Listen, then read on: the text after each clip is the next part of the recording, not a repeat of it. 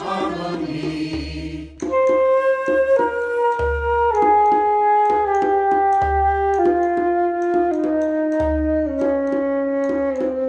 With all of our voices and all of our visions, with all of our voices and all of our visions, with all of our voices and all of our visions.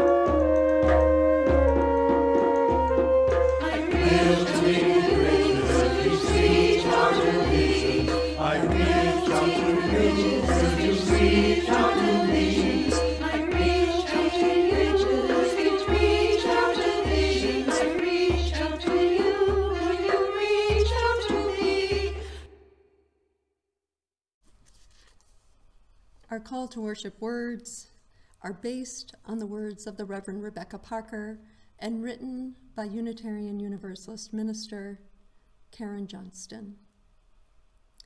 Let us gather together, making a place of honesty where we can commit to discover how to live among the ruins, how we might move among the ruins and find what can be saved. With our collective liberation in each of our hearts, let us gather up those materials we need to build and rebuild beloved community in our midst. In gathering this morning, may we be strengthened for what lies ahead.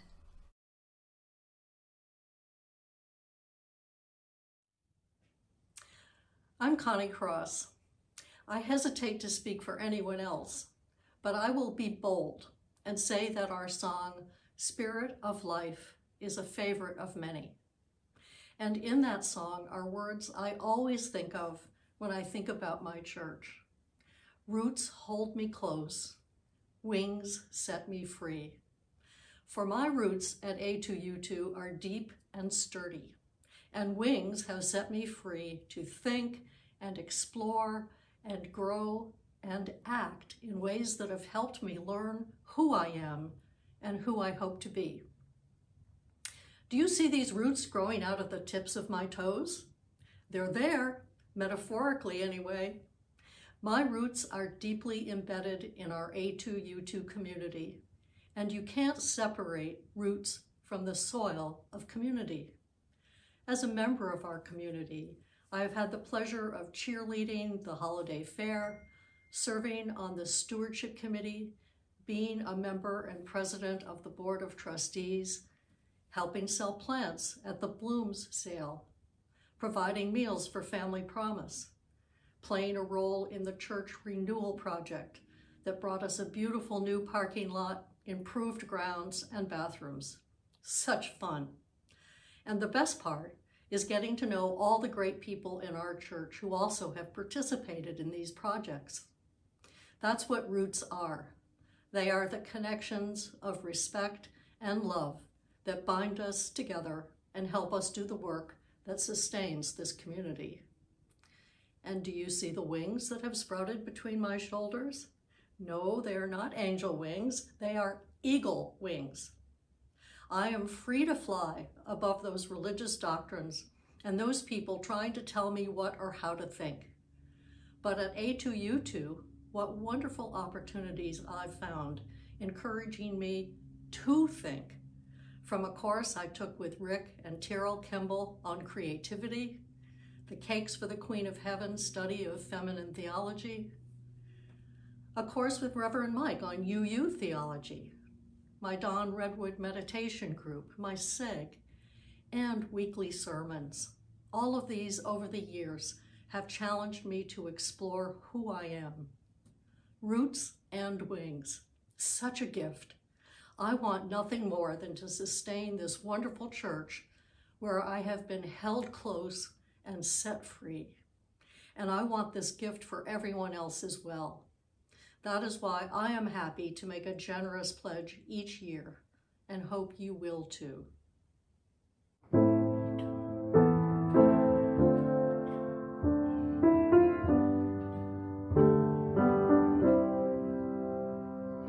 Spirit of life, come unto me. Sing in my heart all the stirrings of compassion.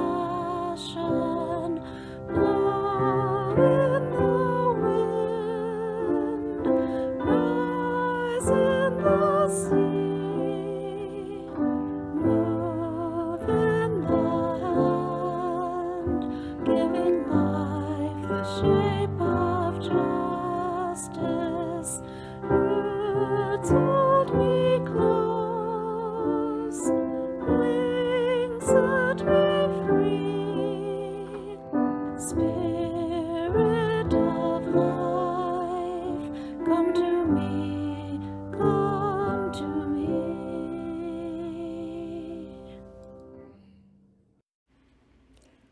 Our chalice lighting this morning are the words of Joseph M. Cherry, Prayer for Living in the Tension. If we have any hope of transforming the world and changing ourselves, we must be bold enough to step into our discomfort, brave enough to be clumsy there, loving enough to forgive ourselves and others. May we, as a people of faith, be granted the strength to be so bold, so brave, and so loving. As we light our home chalices today, may we be reminded of this possibility, our connection to each other, and our commitment to justice. Last summer, my 9-year-old niece, JC, and her brother came to visit us from Arkansas. The kids were excited to be with their Aunt Nene and with my daughter, Ella, who JC considers one of her very best friends. I was grateful that we were all together, but like many people, the pandemic had changed my circumstances suddenly and unexpectedly, and I was having a hard time connecting with joy. For the first couple of days the kids were here, I spent much of my time in my home office, focused on the sadness of losing my job and the stress of trying to find a new one. And I was committed to figuring out my new path as soon as possible. I was also committed to my family, so even though it was hard to be fully present, I began spending more time with the kids and less time trying to figure out the whole next chapter of my life. After the kids had been with us for more than a week, JC didn't seem as happy. She was homesick, a feeling I knew well. It seemed we could both use a change of scenery, so I told JC that we were going to go for a walk on the beach. It was a beautiful summer day with a warm breeze and just the right amount of clouds. JC walked beside me in her butterfly shirt, her eyes fixed on the sand as we walked just out of reach of the gently breaking waves. Something caught her eye, and she stopped. "Aw, poor crab!" she exclaimed as she spotted a dead, overturned crab. She studied the creature for a moment. "Well, I'm going to bury him."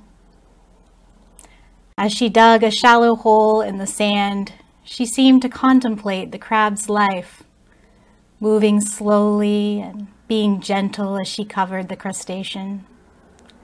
Finally, she lovingly patted the sand as if the pressure of her hands might offer some protection to him in the afterlife.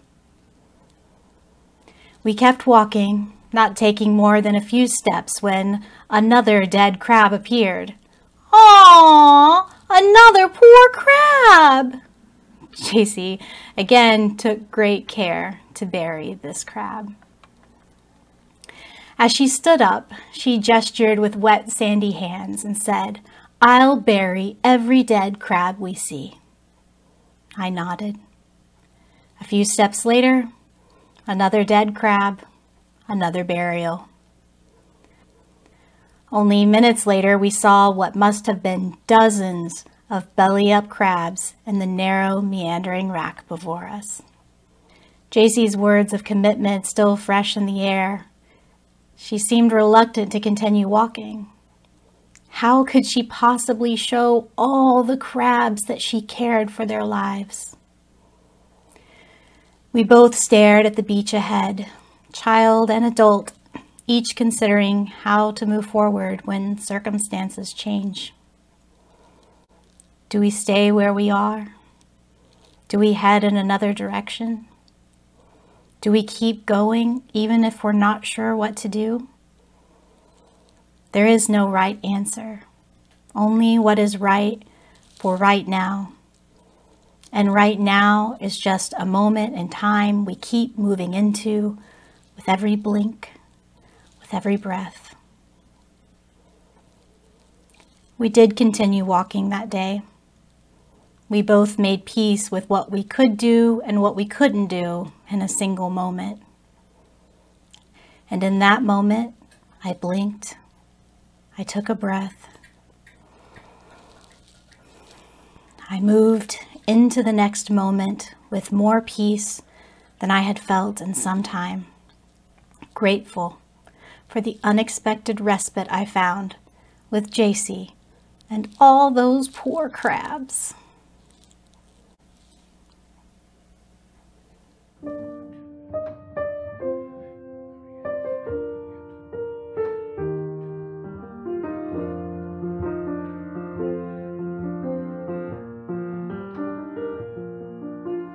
Come join with me in the circle of song, the young and the old, the weak and the strong, singing with one voice, though we may speak different tongues. In the circle of song we are one.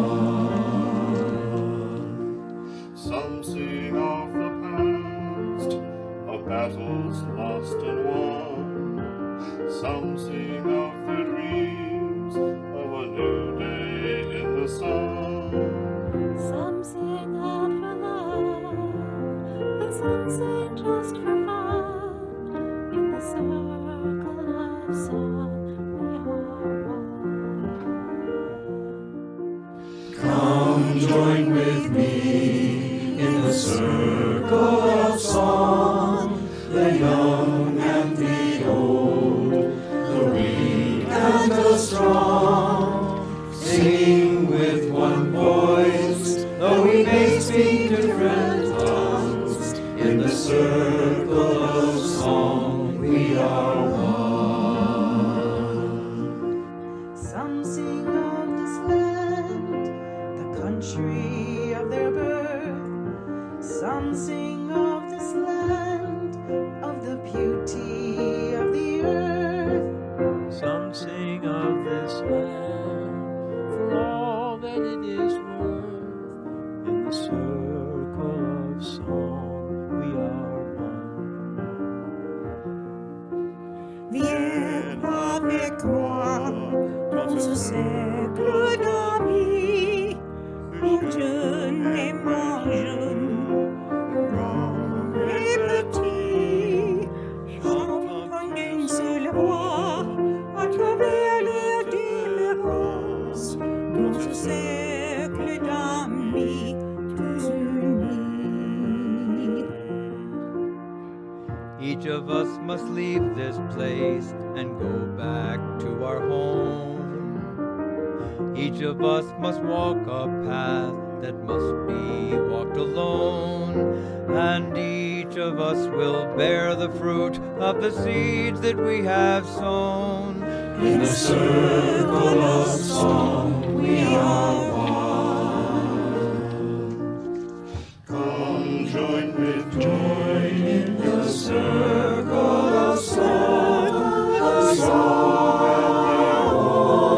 and the weak and the strong, singing with one voice, though we may speak different tongues.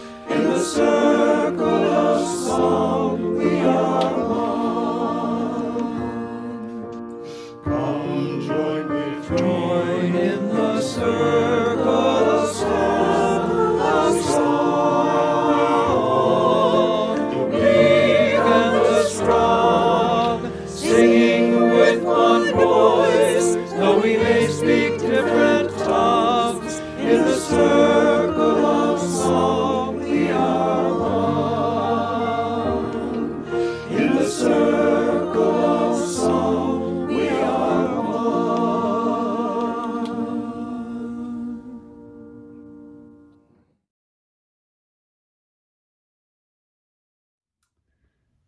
I'm Noel Geneva. I've been a member of this church for 35 years, since my middle of 3 children was a baby. And I'd like to talk about this church being like a home to my family. We've had the children dedicated in the church. I raised those children with my first husband, who died in 2008, in this church. Received a tremendous amount of support through his illness. Had his memorial service here. It's, you know, everything that a family church is to people. And that's continued. All 3 of my adult children live in Portland. I have a granddaughter here now too. And I was very, very pleased when my youngest had gotten married out in Colorado, but wanted to have a ceremony and a party here in New England, where her family and my son-in-law's family are. And she wanted too many people to fit into our home in Portland, and there was not good parking and bathrooms and this and that. And the first place she decided that she wanted to have her ceremony and her party, her celebration party, was here at this church. And it was like having it in our own home. It was really wonderful. And then I met my second husband here at this church, which was pretty fun as well. This is John Burdick. Then there's, you know, other things to say about why it's my family home church, which is the support it gives us, not only for family circumstances, family moments, but also I would like to thank Reverend Donna for the service she did right after the uprising in the Capitol on January 6th, which was an incredibly difficult day for many of us. And the fact that I had somewhere to go to be with people and share that experience with meant a huge amount to me. So I greatly support this church, and I'm happy to be here. And I'm John Burdick. And I came to the UUs when I was in my early 50s. I had discovered that a favorite college professor was in fact a UU minister emeritus and would be speaking in my town. I was reactivated by the intellectual spiritualism he projected. And when I moved to North Andover, Mass, a year later, my first Sundays were spent checking out area UU churches. I did the same when I moved to Portland and settled into Allen Avenue. Being bathed in the warm, compassionate awareness of each UU minister I have experienced has greatly enriched my life. At A2U2, I also found community connection in the men's group, where I've met more like-minded men in one place than I probably have met in my entire life. I also found a deep connection with my SAG, and both groups have opened many doors of understanding for me. Allen Avenue has given me so much, and although the present economic conditions have made it harder to give, I continue to pledge and support in whatever way I can. I invite you into the spirit of prayer or meditation, as is your practice, with these words of the Reverend Joanna Lupkin. Holy One, as of this week, we have spent a full turning of the earth apart. We pause this morning to name and lift up the jumble of feelings that we hold. We grieve for those we have lost, whether COVID took them or whether the pandemic took away our chances to be together to mourn them. We say their names now, those beloved friends and family members that we have lost since last March. You can say their names aloud to yourself, or if you prefer to say their name by typing them into the chat box right now. We'll take just a moment of silence.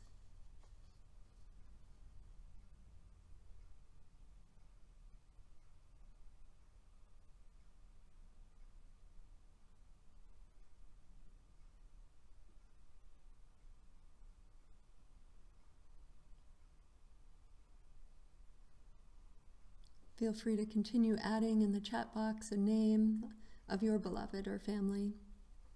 We hold their memories in our hearts.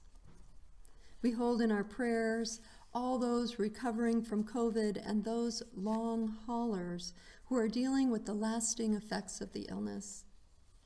We hold in our hearts those recovering from surgery, recovering from illness, recovering from addiction, depression. We hold in love all those who have lost work during this pandemic, those whose schooling has been interrupted, those who struggle to parent while working from home, those frontline workers who are at risk every day, and those who feel the ache of isolation and loneliness. We think of all the occasions, holidays, and celebrations we missed this year.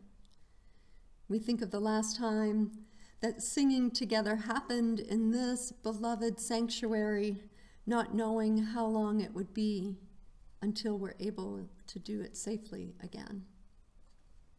We also give thanks for the gifts we have found amid the loss and distance. This community has been so creative, courageous, and so caring, finding ways to stay connected, being willing to try new ways of gathering, steadfastly reaching out to one another. We give thanks for the ways we've been able to grow the boundaries of our community beyond geography, welcoming in those dear ones from far away. And we give thanks for the human miracle of 3 vaccines making their way to us, each one a cause for celebration and relief. Holy One, source of resilience, help us to hold on through whatever yet may come. May we be resolute of heart as we mask up, as we continue to care for each other by keeping our distance, knowing it to be an act of love. May we be open and curious about the possibilities that unfold before us. In the spirit of prayer, meditation, and love, let us be together in a moment of sacred silence.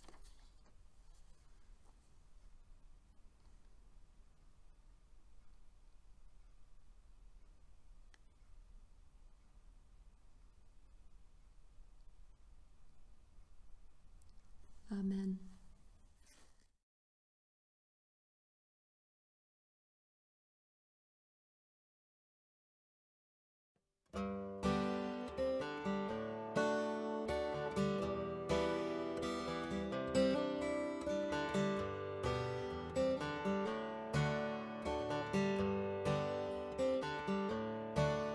In the toughest time you ever knew, the only thing that you could do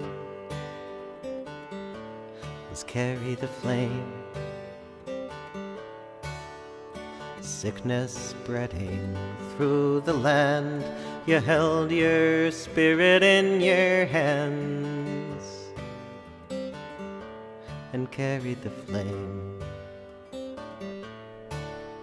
When storms and sorrows gathered round, you raised your head and you stayed your ground.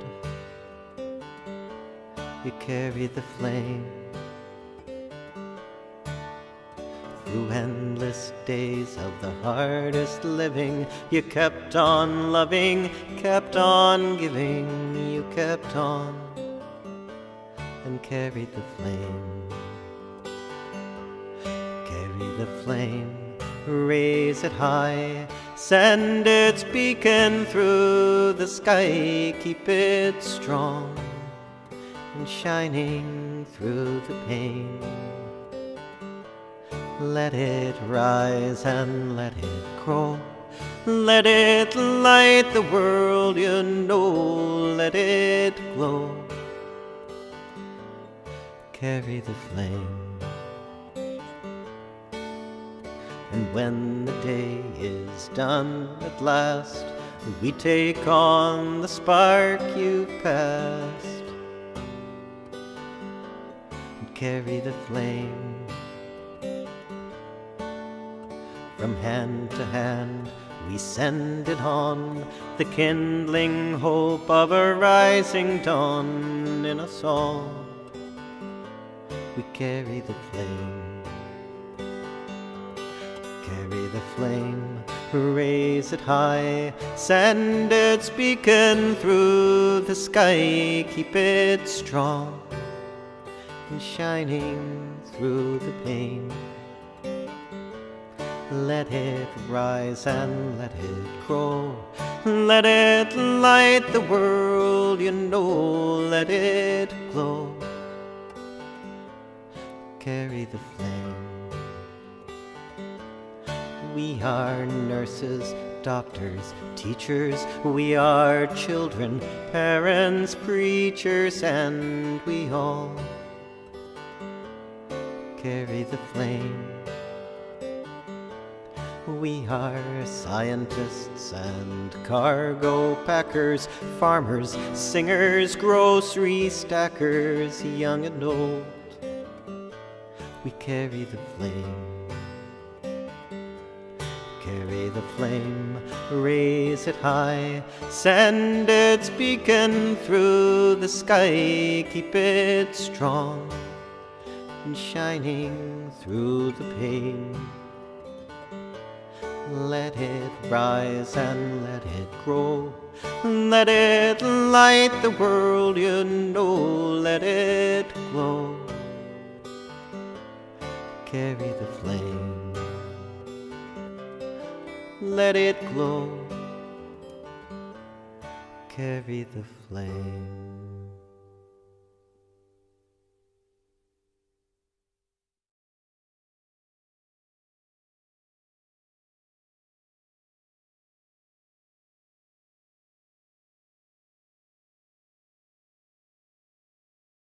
Our reading this morning is Prevail, an etymology, the words of the Reverend Teresa Soto from their book, Spilling the Light.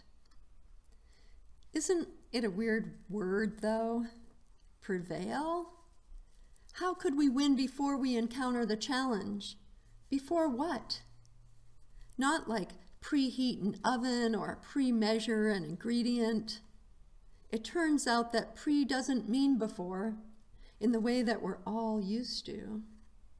It comes from a Middle English pra, P-R-A, which means toward greater strength. That and a quarter will get you a gumball.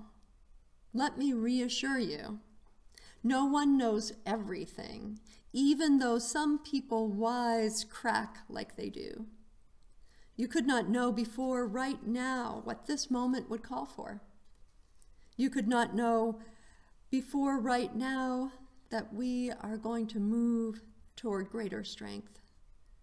Knowing this very moment, you teach yourself and your communities what and how We shall be more able to simply survive the day, but also take the future back in our own hands, our communal resistance and possession. You will prevail if you commit. Doing the next thing because it is the next. Moving toward greater strength, building the skills it takes to heal the aching world. Prevail. Please join in singing We Would Be One.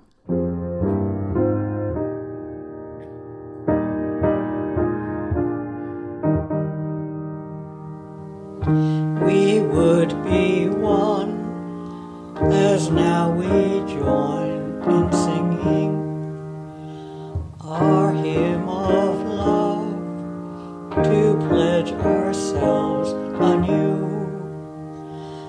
to that high cause of greater understanding of who we are and what in us is true. We would be one in living for each other, to show to all a new community. We would be one in building for tomorrow a nobler world than we have known today. We would be one in searching for that meaning which binds our hearts and points us on our way. As one we pledge ourselves to greater service, with love and justice strive to make us free.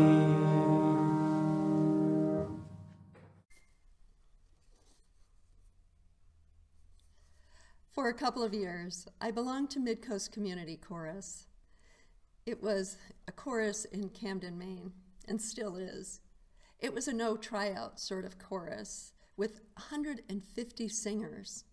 They believe voice is the sound of the soul. All voices deserve to be heard, and singing together builds community. If you paid your dues to help defray the cost of membership, which included the chorus director, accompanist, music, rental space, performance space, and you agreed with the mission of the chorus, you were in. It was a great experience for someone who loved to sing, is enthusiastic, but not totally aligned with the notes on the page. It made it a little difficult to belong to the kinds of choruses that involve rigorous tryouts and particular skill sets. The chorus, however, was not an anything goes sort of place, and Mimi Bornstein, the chorus director at the time, described the chorus this way: if the person singing next to you is a little off key, gently lean over and sing with them to help them find the note. We were all responsible for this, supported to a regular practice of community. The chorus has weathered changes in music director and board members. It is weathering this current time of COVID, keeping its eye on the mission and vision. They have been an active chorus for over 15 years, and twice, except during COVID times a year, they have a fundraising event. They have 500 to 800 people who show up to this beautiful performance, and the proceeds go to another nonprofit organization. When the fabric of our culture at this time, this continuing time in history, is filled with gun violence, most recently killing 8 people in Georgia, communities like ours, like Allen Avenue Unitarian Universalist Church, like the Community Chorus in Camden, and so many other organizations matter. Unitarian Universalism has a life-transforming message to sing to the world, and this congregation has literally and metaphorically been singing a song of hope, of justice, and courageous imagination for about 200 years. And we don't always know what the path forward will look like. But we do commit, and we recommit to our vision and mission, taking us to a place beyond this moment in time. We imagine, as the women did during the occupation of Greenham Common, of a time when we are living in a more united world, more just world, more peace and safe world. It was the early 1980s when 36 women chained themselves to the base fence in Greenham Common, Berkshire, England, in protest against nuclear weapons. What would become an ongoing women's peace encampment continued till 1987, when Ronald Reagan and Mikhail Gorbachev signed the Intermediate Range Nuclear Forces Treaty, which spelled the end for cruise missiles, and in August 1989, the first missiles left the base. This group of women's long-term commitment pressured the government to remove missiles from Greenham Common. It wasn't a good weather sort of affair where you didn't have to deal with police harassment, vigilante attacks, and just plain old bad and hard weather. They faced internal challenges, as you can imagine, in this camp of people who really didn't know each other but gathered toward this common cause. This group of unfamiliar people camped out in all kinds of weather, feeling that this issue was life or death. You can imagine the challenges that might go along with that kind of community. One woman, Fran Diath, described it this way: "I always thought that if I was an artist or a poet, I would have a voice, but the only thing I could do was sit in the mud." A friend told me about a march from Cardiff to Greenham to highlight the missiles, and afterwards a few people had stayed on. When I arrived, there were just a couple of tents and a campfire, but it was a relief to finally be doing something. Before the first blockade, we were all really frightened. None of us had done anything like this before. Would the police be rough? Back at the beginning, there were men involved, although this was a women's-led initiative. But one day, a bulldozer arrived and wanted to drive through the camp. People think everyone at Greenham Common was a hippie, but many were ordinary women who did cooking, took care of homes, and played golf, closed quote. They're in it for the long haul approach, drawing out ordinary activists, mothers, sisters, daughters. Time went on. As these women committed to their cause, camped in all sorts of weather, you can imagine that tensions were high. Our introit this morning, Building Bridges Beyond Our Divisions, came out of these activists, ordinary activists' hope for unity, both within their community and between nations. Building bridges beyond our divisions, I reach out to you, will you reach out to me? With all of our voices and all of our visions, friends, we could make such sweet harmony. The stories coming out of this experience are filled with examples of how it changed the lives of those who were involved in this movement. Howard Thurman's words come to mind as I think about this and so many other movements since. Keep fresh before me the moments of my high resolve. It reminds me that possibilities exist when we come together as a whole community. So much is possible when a whole congregation works together. Earlier this month, I had an opportunity to have a conversation with someone here about a few questions I was curious about. What has inspired you to remain at this church? In what ways do you see the church still impacting the life of others and yours? When you think of nurturing community, how do you see A2U2 doing that? And what do you dream about regarding how the congregation lives its Unitarian Universalism in the world? The conversation was rich and could have gone on for hours. Some of the sentiments included: what we do in community matters, standing up for our values in the public sphere, in legislature, fighting for the right to marry, working in family promise and immigrant rights, serving food in the soup kitchen, taking care of each other in our caring network, attracting people who want to do good in the world, attracting people who are trying to be our best selves together. Our most important social justice role, they said, is the support of those living out in the world.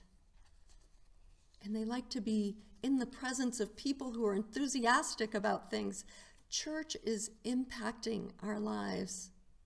Even in this time of COVID, it's a place to go and be together and talk about common experience.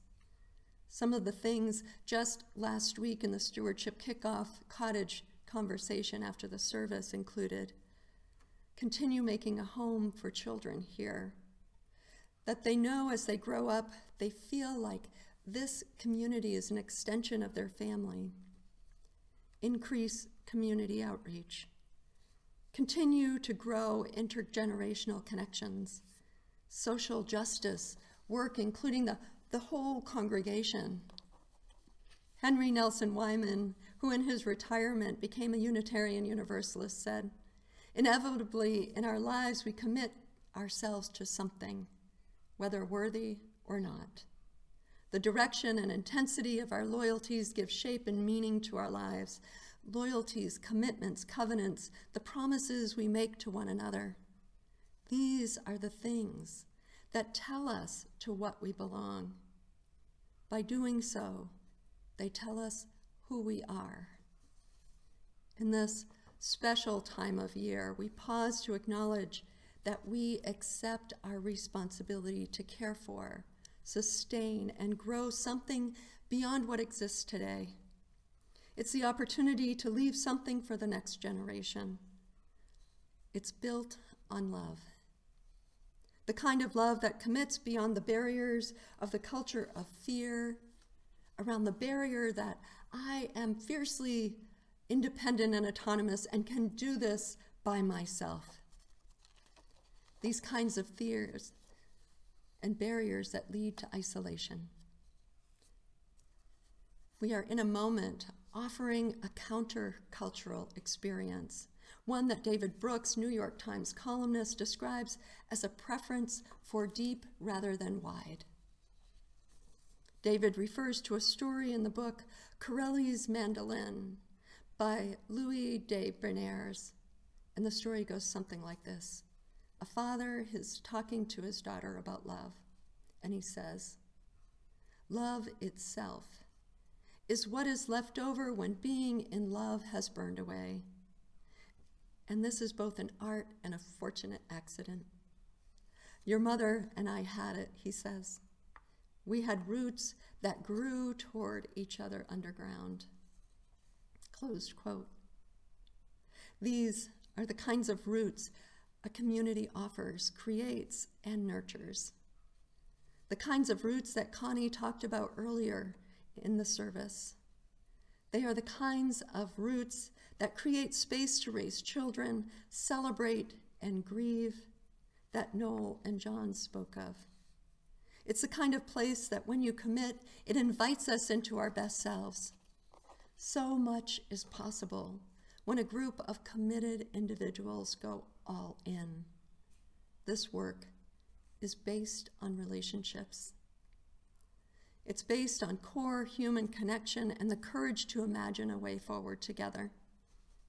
Be as generous as you can with your time, your resources, and the energy offered for renewal of the spirit. As of yesterday, 34 pledges were in. Our goal is 100% participation. Pledging is just one of the ways that you invest in this cooperative called Allen Avenue Unitarian Universalist Church.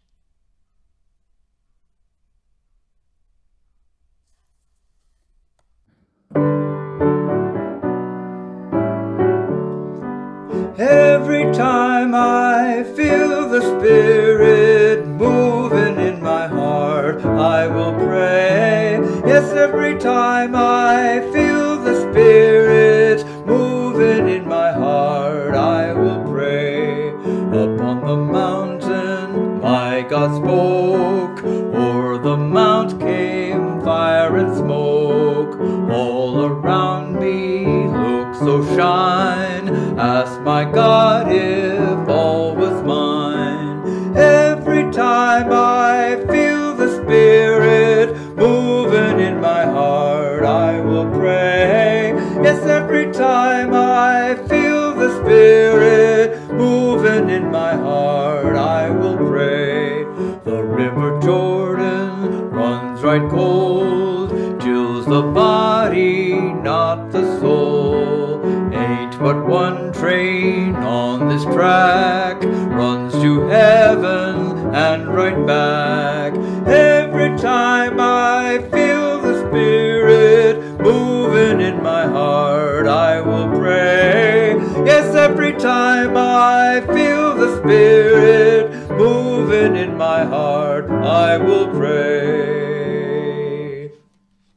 As we leave this time together, let us continue to steadfastly reach out to one another.